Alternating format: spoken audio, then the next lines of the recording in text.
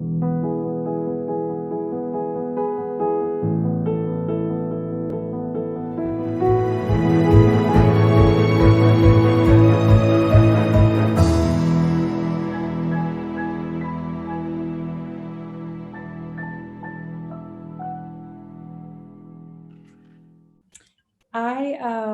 family immigrated to Chicago in the 1970s from Serbia.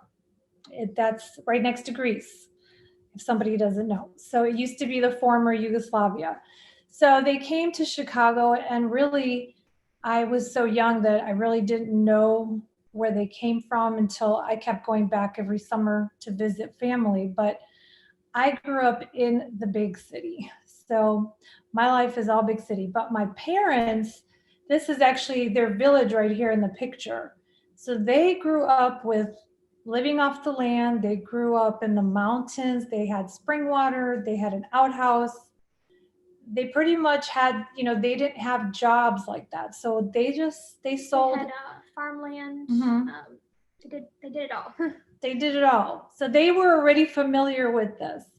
And, they were raised Eastern Orthodox.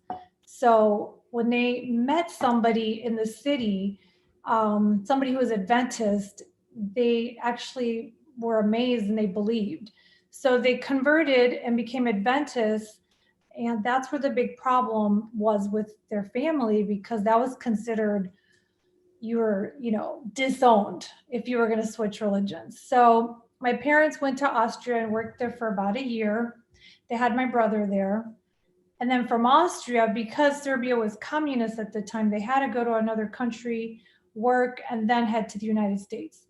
So they took my brother and I, and the church actually helped them move to Chicago, the Serbian church in Chicago. So as they started their life there, they got used to the city living. They enjoyed it. I mean, they came from the country, but this was all new to them. So they really didn't study up all on being in the country at that time. It was more like, let's continue to live our life in the city to make money. That's what their way out of a third world country. So I grew up there, and when I was young, things were very conservative. That wasn't that long ago. I mean, it was in the 80s. So, I mean, things were very conservative at our church. We didn't, think that we would ever go a different direction than what we believed, right? So, as I grew up, I noticed things started getting lax in the church and everything. So, I eventually steered away from church. So, I wasn't even thinking about country living or anything. I was just thinking, okay, I'm just going to live my life in this city. So fast forward, I started coming back to church in my late 20s, and I met somebody that wasn't converted yet, but he decided to get baptized. He came from a Catholic background, decided to get baptized, and I thought this was going to be okay. I didn't even read anything. I didn't read Adventist Home. I didn't read anything. I didn't know really. Growing up, it was just part of the culture of growing up in church. You didn't study as much as you should have. So then we got married. Things went south. I won't even get into all that because that's a whole nother program. Things went south, but before they went south, he got an offer down in Tennessee. Now, Ariella was just born. She was still small. We were like about what? I was 4. About 4. You were moved about here, 4. So, for some odd reason, I was praying a lot because my situation was getting worse and worse. So I was like, well, I don't know how this is all going to work out. But he called me and said he got a job offer in Tennessee. And I said, well, Tennessee? Okay. Like, I really didn't want to go to Tennessee. I was like, why am I going to Tennessee?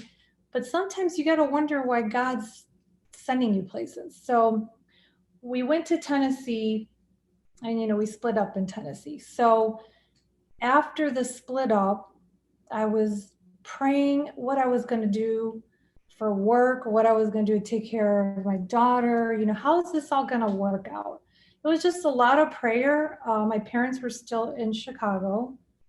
And then I I called them and I said, do you want to move to Tennessee with us? And they said, well, I don't know about moving to Tennessee, but if you find a home, because I am a realtor. And I said, well, let me look for something. Maybe something will pop up down here. So I started looking. I drove everywhere around Tennessee. I mean, I must have covered like 2 hours worth around Nashville. So we were in the Nashville area, but like about 40 minutes south at the time. So I went everywhere. I searched high and low for properties in the country. We were at the time we were in an apartment, then we rented a house. And it took time too. It took a long time. I mean, probably took about 2 years before I came across a foreclosure. And I said, I better run over there because, it's only $30,000. So it was 3 acres. And I headed over there and I said, wow, this place is very interesting. So now why isn't this not going? Okay. Well, that was the market crash single life. Okay. So this is the house. So I went over there and I looked at it and I said, it needs a lot of work. I mean, it needed to be gutted, like literally torn down almost. So I said, all right, well, and there was a horse there that I guess the owner decided to abandon. And I said, oh, what are we going to do with this poor horse? So, we looked at the house. My daughter, she was small, so she didn't really know anything at the time. And I said, well, I don't know. I called my mom and I said, do you want to buy this house? And she's like, oh, it's 30,000. I guess we'll buy it. My dad's a contractor. So he said, no problem. I'll fix it up. So I said, all right, it's going to cost a lot of money to fix it up. But in the meantime, I did find a job. I wanted to bring that up. I did find a job. Now, I'm also a licensed practical nurse, and I've done real estate since the 90s, but I've also done nursing since the 90s. It was like a half and half thing for me. I would do both. So I was looking through Craigslist one day and I'm like, where can I find work? Where can I find work? And something popped up and it said to take care of people with special needs in your own home. So I said, well, that's interesting. I wonder if, that's something I could do. So I called them up, got an interview, and they had somebody and they said, well, I don't really know if this person would fit with you and your daughter and your family. So, I got discouraged. I'm like, well, I guess that's not going to work out. So I got a call like about a month later and they said, well, we got somebody else. Are you still interested? And I said, sure, I guess. So we met with the young lady and her mom and I started doing that. So this girl moved in with us. We remodeled the house. My parents fixed it up. They did not move here yet. It was first my daughter and I, and this girl was about 22 years old. She had a mom who lived in the city and worked. But the government pays for this. So we were getting paid through the state of Tennessee. So I took care of this girl for a little while at this house. And then her mom, after about, I think it was 2 years, about 2 years, her mom said she was ready to take her home. So I was like, oh no more work. What am I going to do now? Because real estate was kind of still new for me in Tennessee. I really didn't know anybody. So we were, kind of like, I don't know how I'm going to do this here because I don't know enough people here to start. It's going to be, my whole life was in Chicago. So for me to start all over, I wasn't that motivated to sell real estate. And I just continued in prayer. I'll go to the next one. Go back. Yeah.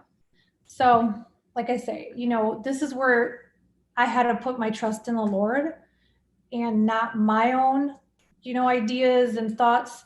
So I just continued to pray. And I noticed the more I prayed, the more I trusted God, the more things would just happen. They would kind of just fall into my lap.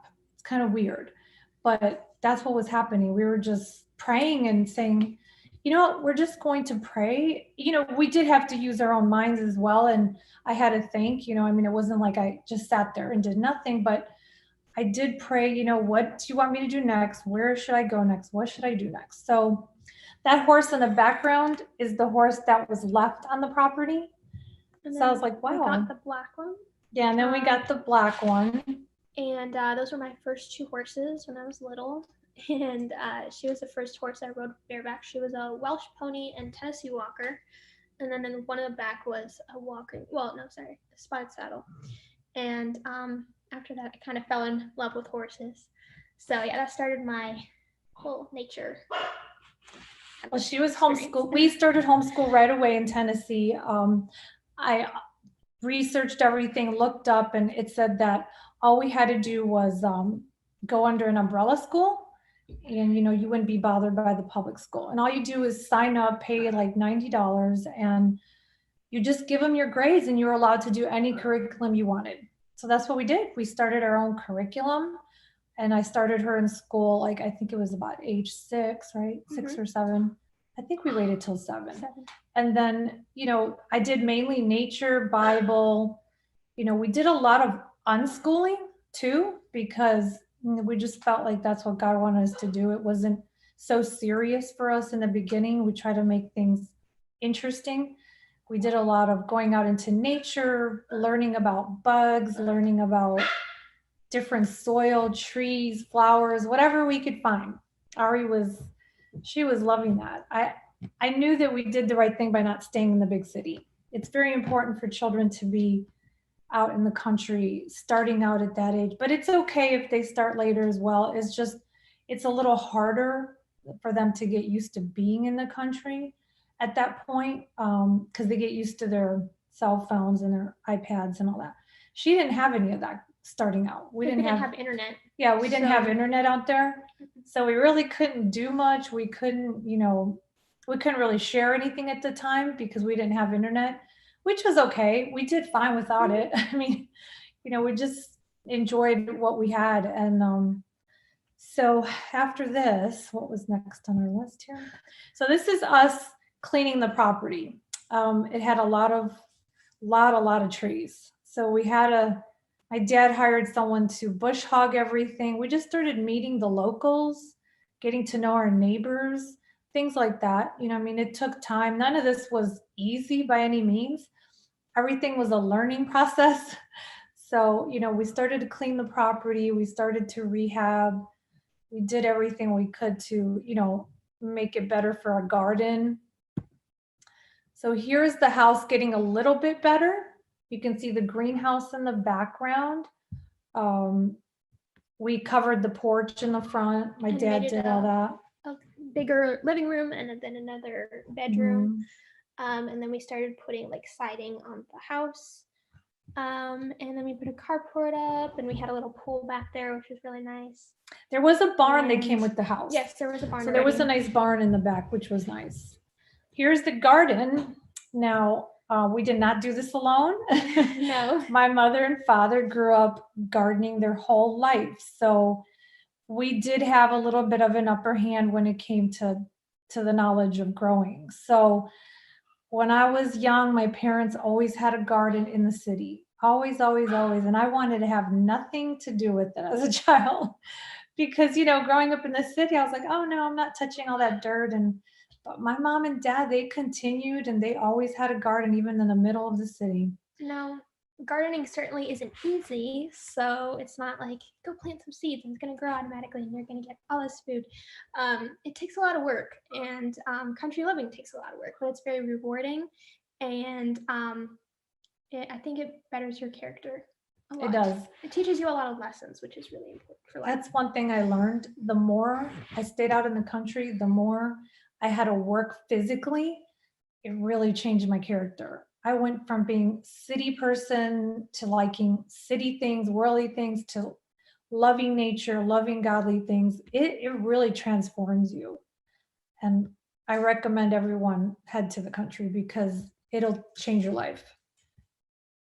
Next one. So this is Ari with some of her homeschooling friends, Adventist friends that came to visit from Illinois. They went to a blueberry farm nearby. They had a good time collecting some berries. That's a nice thing about Tennessee. There is just there's so many farms. It's very green. It's very lush.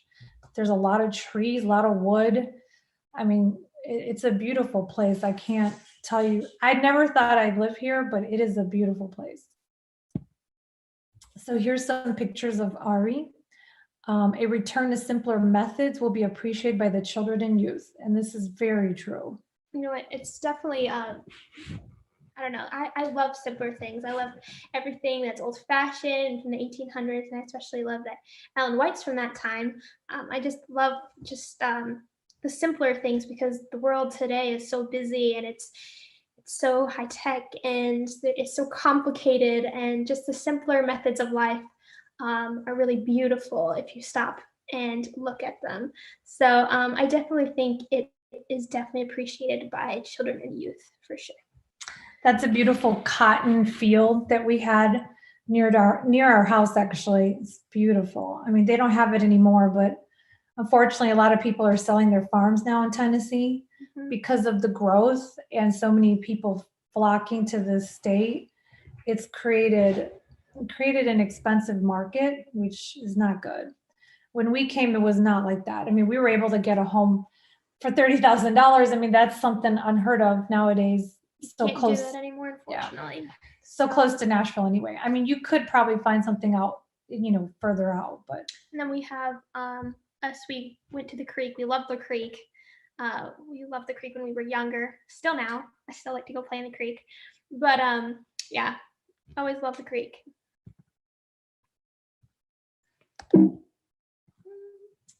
so here's one of our Greenhouses. greenhouses. We kind of talked about the learning process, employment. I continued to work for this company, and I still do today, the agency that is for special needs. I've been doing it now for about 10 years. And I have to say, there's a good number of Adventist families that are doing this right now in our place. So they've hired you're an independent contractor, which is also nice. And you do get paid monthly. You don't get paid weekly, but it has its perks. And if anybody's interested, I can give you more information another time. There's a lot to learn about it if you do want to get involved with something like that. We've been able to stay at home because of this job more. Yes. There is definitely some things that do make it hard, but it blessed us with being able to stay at home and homeschool. Yes. And not having to commute to a job every single day. Exactly.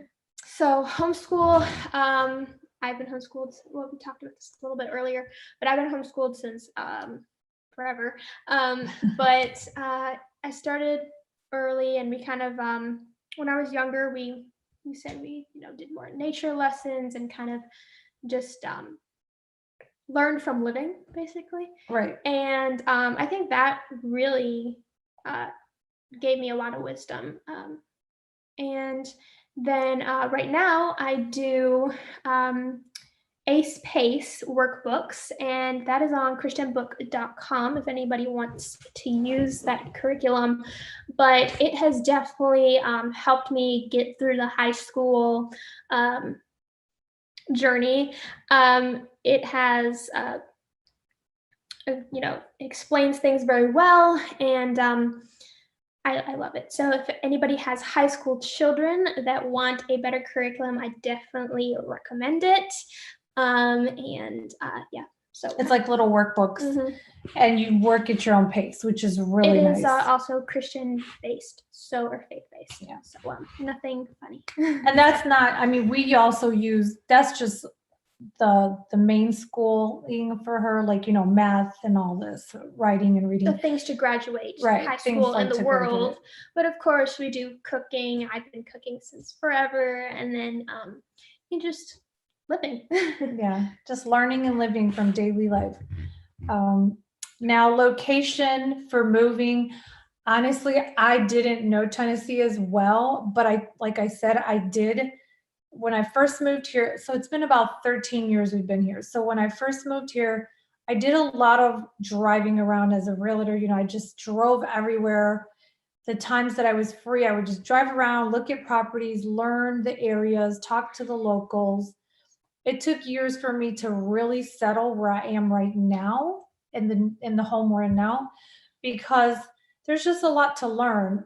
So my knowledge, I will gladly give to anyone who wants to come down to Tennessee, because it took me some years to learn a lot of things about living in this area and, what area is good, what's not, that kind of stuff. But I would gladly, if anybody wants to come down here and wants to learn more or find a place, I'm willing to help out.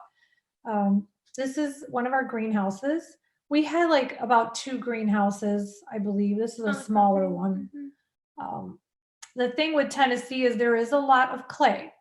So depending on what part of Tennessee you're in, some areas are better than others, which I've learned over the years. So I kind of know that at this point. The area we first started at was not the best for growing. So my parents had to work the ground, I'd say for a couple of years. It was very rocky, Yes. and the ground was really hard to plant anything in. And so that's also very important when you're looking for a property. Make sure that you get a property that you can grow in, or grow things on, because if you don't have workable soil, then there's no point in buying that property. So definitely make sure to find a property that you can plant on. We could help you with that if anyone needs help with that in this area. The clay causes problems with drainage. So he had to work and till in other soil. We had to buy soil, mix it in. We had to make sure it was the right soil because some of these companies want to bring you really bad soil. So there's a lot of things you have to pay attention to, you have to look into. Once he got the soil going, my dad, it was better, but still not perfect. I mean, still had some issues with the soil. But for years, we definitely got good stuff. I mean, we had good harvest all the time. The one thing in Tennessee, if you're not in the right spot, it's hard to grow fruit. I'm talking like fruit trees, like apples and pears. They have this late frost, which kind of kills the budding trees. That was a big problem in the area we were in. Now, if you go a little bit south of the area we were in, it's better. Kind of like where I'm at now is better. The further south I go, the better it is. So that was an issue. My parents planted about, I want to say they had close to 20 fruit trees, and we weren't doing too well with them. Unfortunately, Tennessee isn't too great for fruit trees. More like berry bushes grow better here. Strawberries, blueberries grow really well. There is some areas of Tennessee. There is some orchards here and there, but they were grown a long time ago or started a long time ago. The weather's changed so much over the years. I can't speak I'm talking about new fruit trees. Now, the ones that have been here, they're still pretty much okay. The stronger trees that have been here for a while, because I do know someone that has an orchard and they do have peaches and apples. Now, I can't speak for East Tennessee and I can't speak for West Tennessee. I just know Middle Tennessee. So there may be better luck on other sides of Tennessee. Here in this area, you'll have to go a little bit south of Nashville to get better fruit. Anything up north is going to be difficult because of the late freeze. So if the land is cultivated, it will, with the blessings of God, supply our necessities. We are not to be discouraged about temporal things because of apparent failures, nor should we be disheartened by delay. We should work the soil cheerfully, hopefully, gratefully, believing that the earth holds in her bosom rich stores for the faithful worker to garner, stores richer than gold or silver. Truly believe that. So here's some of our bountiful blessings. There you can see at the bottom, we had a load. We did not have a problem with peppers. We had way too many peppers. We didn't know what to do with them. So we had tomatoes, peppers. Now we also had we had an indoor kind of greenhouse where we would heat, and that's where we would grow some lemons. And I think my mom had figs growing like in a pot. She had ginger. We had turmeric, all the fun stuff. She had a bunch of things growing inside. We had little oranges and Now we were living with my parents. At this point, my parents had moved. I got them to sell their home in Chicago, and they moved with us. So we were all living in this tiny little house, and Ari and I were sharing a little room. But you know what? We were getting blessed with things. So, we weren't complaining. It was the girl I was taking care of ended up leaving. So I had about 6 months to look for another person to take care of. So in the meantime, we were enjoying, helping out my mom, getting the garden going. So you can see all the land there that we had. What Tennessee grows really well is peppers and tomatoes. So if you want peppers and tomatoes, come here. Blueberries, peppers, tomatoes. Yes, grows really well. Even watermelons and cantaloupes. We had watermelon, pumpkins. Pretty much everything else. We had yams. Mhm. We had everything. Yep. So here's our take time to pray. And as you pray, believe that God hears you. Have faith mixed with your prayers. So here we had an abundance of yams. The only problem was we didn't have any place to store them. No. And we ended up losing a whole bunch of them, which was really sad because we worked hard. Eat them all. We couldn't eat them all fast enough. And we really didn't. I mean, we did give away. We gave away a good amount, but we still, lost. We had a very good harvest that year. Yeah, that year was a good year. Mm-hmm. Yeah. So here's one of our other greenhouses. This one we actually bought. The other one my dad made. This was so hard to put together. I do not recommend buying these kind because they have so many pieces. You're just better off making one yourself out of pipes, and the one my dad made was much easier to deal with. I think that fruit tree right in there is a peach tree, I believe, right in front. We did get some peaches. They just weren't the greatest, but we did get some. Let's see what else here. So, okay. So after living at this home, it started to get a little crowded because I had gotten another lady, and she was an older lady, and she needed more space and more room with all her things. And Ari and I were living in one room. So the other room was for this lady that I was taking care of. But it was starting to get real crowded. We only had one bathroom. And there's certain regulations with the agency we work for, there has to be enough bathrooms, enough space for everybody. So we decided at this point that we were going to have to look for our own place. So Ari and I and the lady we were taking care of, we had to find another home. So I started searching, being a realtor. So I started searching. It took about a year. So we stayed in an apartment for a little while with her. We actually had our subdivision home too. Well, that's the one we started. That's what I was going to tell you. Yeah. We started with a subdivision home after the apartment because that's all we could find. Mm-hmm. But then we were in the subdivision home and realized we can't do this. It was hard. I mean, you had people right next to you, all over you. You couldn't really garden because it'd be so small. And then I don't even know, a lot of these subdivisions have so many rules that you can't even have a big garden. You couldn't fence it. You couldn't do anything. So we were praying and we said, dear Lord, this can't be where you want us to live. But if it is, we'll stay here, but I really didn't think I wanted us to stay there. So we continued to pray about it, searched for a year and waited. And one day something just popped up on my screen, through my, real estate MLS. And I said, Ari, she was pretty young at the time. How old were you? About 9? No, 10? I was older. Were you older? I was 11. Oh, okay. It went by so fast. Okay. So I said, let's go look at this property. And she was like, Mom, I don't think I like that property. Oh, I was. She was like, no, Mom, please. I was like, oh no, I can't live in that. No way. I don't see how I could live in that. So here's that property. It was completely. It did not look like this when we got it, but it was just completely ruined at that point. Yes. It was a manufactured home. And she was like, I don't know if I want to live in a manufactured home. And I've never lived in a manufactured home myself, coming from a big city. We've never been familiar. Chicago's not a place for manufactured homes. So we're not very familiar with them. I noticed a lot of people here did not like them. So I said, I wonder why they don't like them. I mean, I know they're, different when it comes to Tennessee. Tennessee is a big tornado place. So I guess that's one of the reasons people are afraid. So when we first looked at it, it was cold, it was winter, there was no green grass. It did not look like this. And I couldn't find the picture, but this is afterwards. So we looked at it and we said, wow, it smells like cigarettes inside. It was really dirty. And it wasn't an old home. It was a 2008 model. It was 2,300 square feet, had 4 bedrooms, and it was 5 acres of land. So I said to myself, it's 5 acres. Where are we going to get 5 acres right now?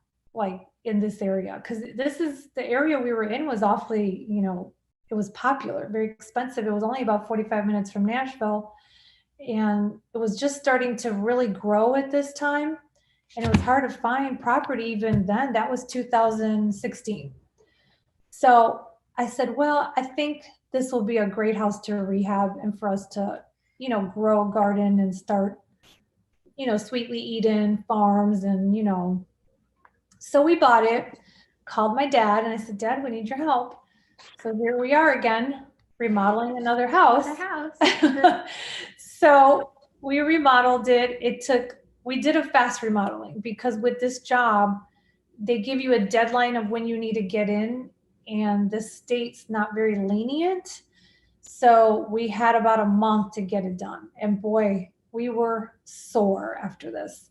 We had to put in wood floors. We had to paint everything. It was change all the appliances. Nothing worked. Not even the heating and air worked. No. We had to replace everything. I mean, they just didn't take care of it. It wasn't an old home. It just wasn't taken care of. So the people that owned it lived next door. So it was very interesting because he sold it to pay off his debts. So he ended up moving to his dad's house next door, and he had 4 kids, I think, 4 kids, right? And his wife, but they were separated at the time. So she was in Texas and he was living here with no kids. So we hadn't met the wife and kids yet. So we started, working. Ari and I were outside every single day cleaning this property. It had so much garbage. I ended up getting a tractor, like a little tractor to clean it up.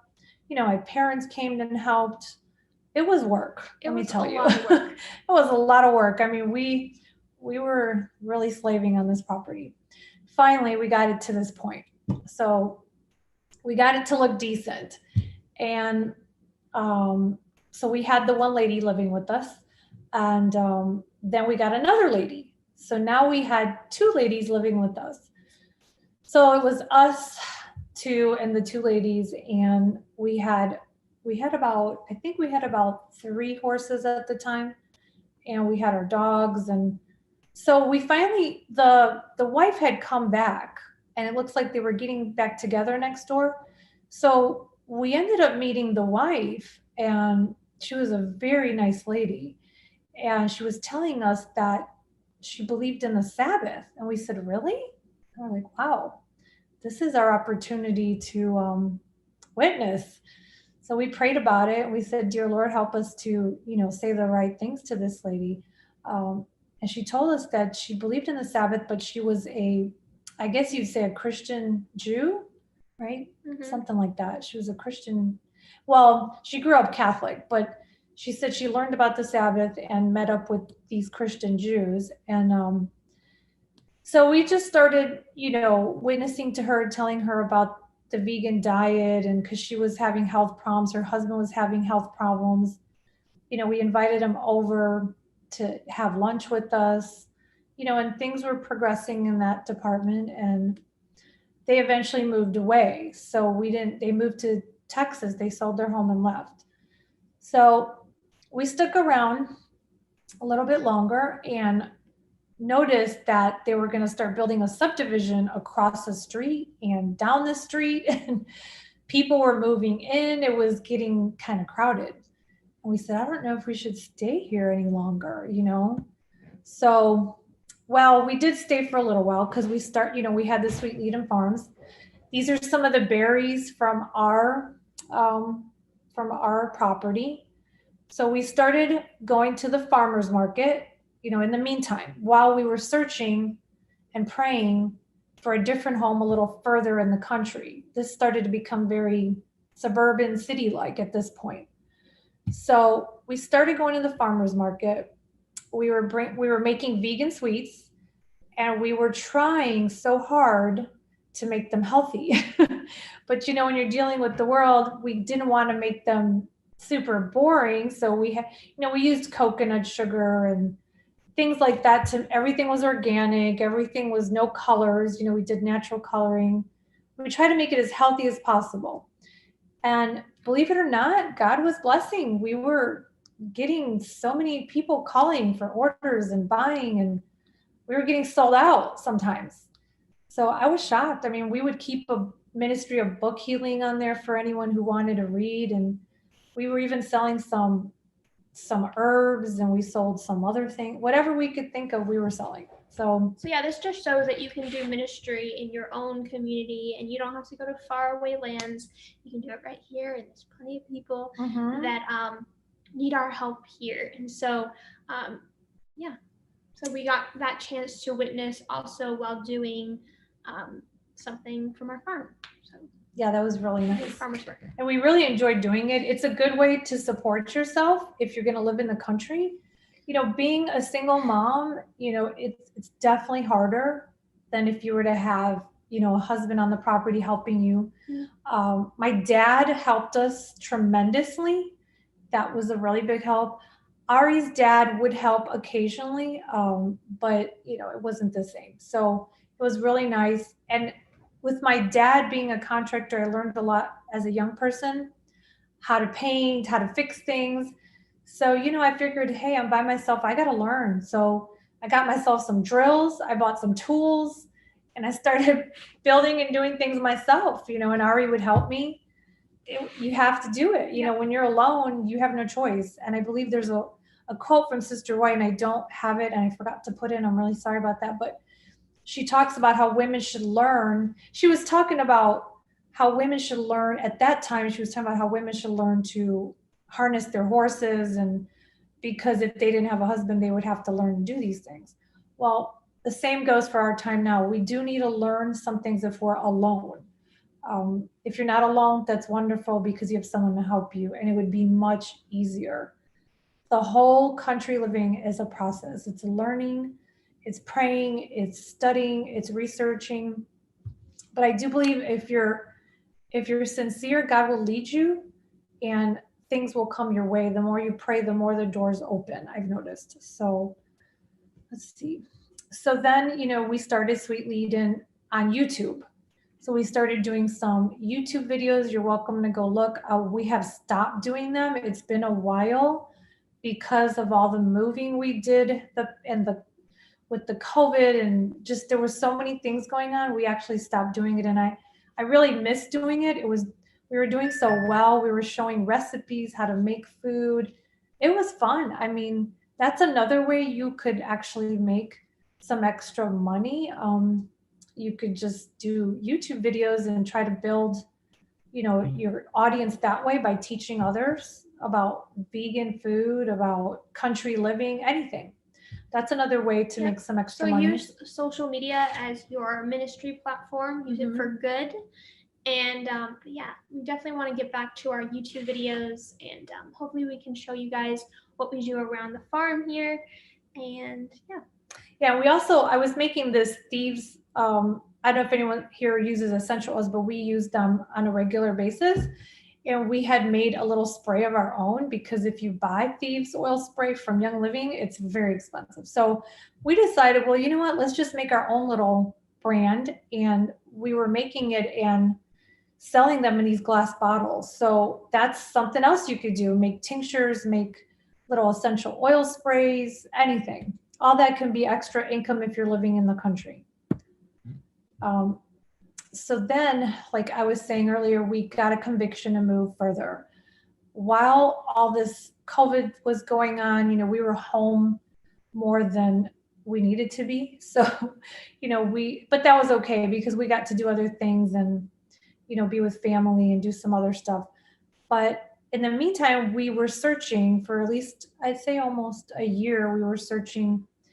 We weren't sure where we were supposed to go. We weren't sure if God even wanted us to leave where we were at, because we had a low mortgage there. You know, it was 5 acres. We had a manufactured home, but I realized that it was getting too crowded. We were getting too many people were moving in. It was becoming, we weren't private anymore. Our neighbors saw everything we did. We were just out in the open.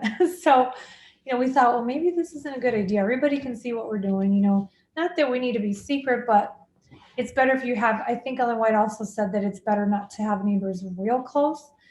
So we decided that, and we didn't have any water source there anyway. We did not have a well. We could have put one in probably, but we decided to save our money, and I'm not really sure, I feel like God wants us to be in something different. And at that time we were just praying about it, and it happened again. Something popped up on my screen. And before that thing popped up on that screen, we were searching for houses for so long, and we went to go look at so many houses, and we were close to actually buying a 25-acre property with this Amish built house. Unfortunately, we couldn't get it. But we were searching, we went to look at houses every single week, and it was actually starting to get really tiring. And then finally one morning, like 5 a.m. in the morning, right when we woke up, something pops up on Mom's screen, and Mom is running to me, wake up, we have to go look at this house now. So we make an appointment, and we go right away, and we're like, okay, we really love this property. It's private, it has an amazing view, and we really think that this is a wonderful place for us. So Mom runs back to her computer at home, and she said, let me put an offer in here real quick.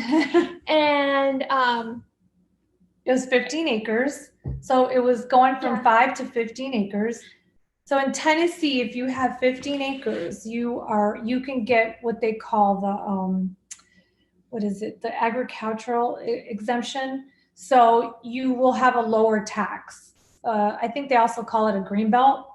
So once you have 15 acres, you can apply for this, and your taxes will be tremendously lower. I think our tax for this 15 acres with the house is about $900 and something a year. We were only paying $800 and something up there, but that's because it was a manufactured home. So I think the taxes are going up over there because it's so close to Nashville. That was another reason we moved, was because we were still too close to Nashville. We did not want to be, I don't know if anybody here has heard about the meteorite hitting Nashville, but that's something that was on our mind, and we were concerned, like, well, we're only 45 minutes, maybe we should go further. Plus, we were thinking about how nothing really grows that well up there in the north part. So like, well, let's go a little more south where things are a little bit better. So I'm not. Backstory about this town. We used to come always to pick strawberries at a local farm just down the street. Unfortunately, they don't grow strawberries anymore, but we used to always come down here, and we loved it down here, but we never thought we would move down here. Yeah. So that was really wonderful. But when the realtor texted Mom back or emailed her back and said, we accepted your offer, we were rejoicing because we were so happy that we didn't have to look at houses anymore, and we got this property. So it was great. Yes. And we prayed, we said, dear Lord, if you want this, because we had made an offer, like she said, on a 25-acre property. It had a well, it had a spring, it had an Amish built house, it had a barn, had a schoolhouse, like a little schoolhouse for homeschooling. Because the people had about nine children they were taking care of for DCS, which is, they were also working for a same type of business that I was in. So they were moving to 100 acres, and they were selling their property, but for some reason, God did not okay that property for us. We made an offer, but she ended up giving it to her friend. The realtor ended up calling one of her friends and letting them make the offer higher. So we just figured, God said that's a closed door. We took it a little hard because we thought it was the perfect place, but it had a wood burning stove and everything. And we thought, wow, this is exactly what we need. It was flat, level land where you could grow anything. It was in a good area, and it just didn't work out. So this came around months later. And we were a little hesitant at first because the price was higher on this home, but there was nothing else out there. And we liked the rolling hills. The neighbor actually has a spring, and he allows us to go over there anytime we want. He said, treat it like it's your own. He has about 200 acres. He's been very kind. He's been very kind and very nice. So, we've only been here a few months, so we don't have enough pictures and info on this property yet because we still have not started a garden. We had a small little garden, but We I haven't grew some started. tomatoes and a cucumber. So here's plant. a picture of our view And the horses. and the horses. We do have 5 horses now. So, and we have 4 dogs, 5 horses, and we got chickens. We don't eat chickens. We don't eat the eggs, but we were selling the eggs for a while for extra income, organic eggs. And the ladies that live with us, they do eat eggs. My parents eat eggs. We have some friends that still eat eggs. So they are organic, and, you know, whoever's interested is, you know, we don't mind even we give them away. So we use the chickens to eat all the ticks, chiggers, whatever's in the yard. They feast on all the bugs, which really helps. And they're cute little pets. So yeah, they're great. We have a really small little one. She's a little bantam, and her name's Sweet Pea. She's so tiny, and she's just adorable. Yeah, this is our view. We have 4 of the horses in the pictures here. We have Shadow, Steel, Tigers behind Steel, and we have Sport. And then we got our barn recently put up. Like last week. Yeah. We had to wait 3 months to get a building, a barn. Even just, it's a building, but we're going to turn it into a barn. So we had to wait 3 months because of all this COVID mess. You literally have to wait 3 months to get anything built now or done on your property, to even just get anybody over to do stuff for you. At this point, we've kind of met and know everybody in the area where we could, you know, get someone out sooner. But as for this company, they're pretty far. They're in Summertown. So that's a good hour and a half from us. So this is as far as they'll go east, as far as they'll go east. But we were lucky. We finally got it put up before winter, because it'd be nice for, you know, to put some hay in there and the horses get to go under. Because once it gets icy outside and cold, the horses like going inside, obviously. And as you can see in the picture, they are enjoying their new barn. And they won't get out of it. But yeah, they love it.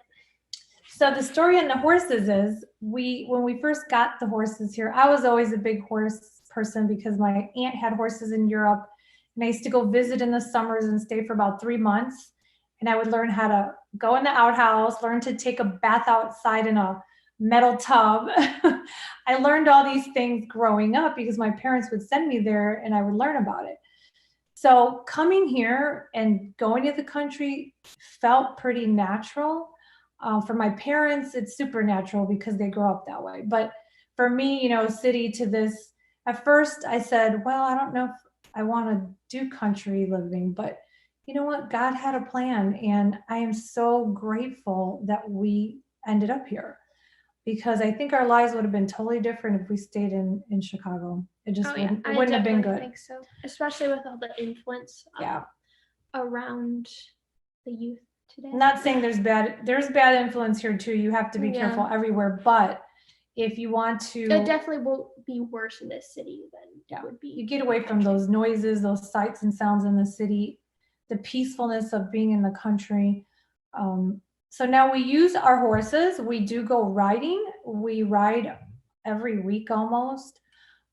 We ride with friends that we meet. There's a couple of Adventist people we know that ride, but we usually ride. We go camping with the horses. There's a lot of horse campsites, and we take our ministry to the campsites. So whenever we meet people, that's how we start conversations about, you know, because a lot of the people that ride are meat eaters. So they'll, oh, you don't eat meat, you know, and the conversations start, or, you know, do you want to ride, you know, Saturday? We're like, no, we don't really ride on Saturday, you know, with other people, or, you know, around the home maybe, but we don't go anywhere. And so they start to question, why can't you do things on Saturday? Why, you know, and that's how we do our witnessing and start talking about what we believe. And it's been great lately. We really enjoy doing that.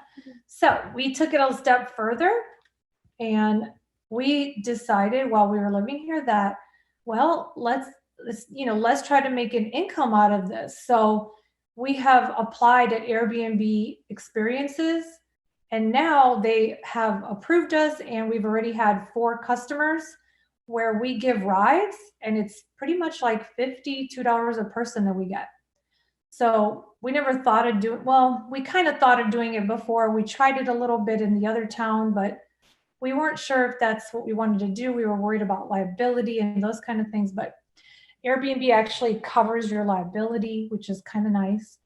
And so far, so good. We've been giving rides to people, and it's, It's nice to meet new people, and you can be a witness that way as well. And yeah, so we've been and our next one's going to be, we already offer an Airbnb campsite, which we have not had anybody quite yet because we don't have RV hookups for the people, but we do have a brand new horse RV, which when we go camping, horses in the back and we're in the middle, which is an RV section that you can sleep in. It looks just like an RV. So we decided, well, it's sitting there. Why don't we rent that out with Airbnb? So that's going to be our next thing to make income in the country. We are going to rent out our RV. We're going to get hookups and we're going to do that. And we may even add a cabin on the property for a second Airbnb. So these are great ways. You can even offer a vegan breakfast if you want to people. I mean, it's a great way to witness. It's just like having, if you were to have people over for a lifestyle center, it's a great way to bring people over, meet new people. We've already met a bunch of people from the last place. So, and we've kept, in contact with some of them. So this is another idea if you want to do, stuff from home. I actually met a very nice Christian friend from doing experiences. Her and her family came to ride, and I still talk to her now, but it's really nice that we can meet new people through this. Mm-hmm. Another idea. So yeah, work of first importance during his ministry, Jesus devoted more time to healing the sick than to preaching, the ministry of healing. Before the true reformer, the medical missionary work will open many doors, testimonies for the church. So my focus has really shifted. I mean, I enjoy what we've been doing so far, but I think at this point we're really focusing now on medical ministry and country living, of course, but I don't know, I think Sharon mentioned I had a melanoma back in 2000 on my back. That is kind of what brought me back to church. I was kind of living a little bit of a worldly life up in Chicago, and I was not thinking about going back to church or anything. And that had brought me back to God. That was one of the things I believe God used to bring me back. So, we prayed, we fasted, and everything went into place back then. And I didn't look back. I went to being vegan. I went to following God's word again. And I've never looked back, really. I never regretted what has happened. And I'm happy that God led me this way. To be aware of new videos like this one, be sure to subscribe to the Preparing for the Time of Trouble channel. For more free videos and downloadable audio podcasts, as well as handouts, go to www.preparingforthetimeoftrouble.com. Topic categories include recordings of live seminar presentations, country living, sustainable gardening, homestead remedies, how to be self-sufficient when the grid goes down, wild edible and medicinal plants, hydrotherapy, and end-time Bible prophecies.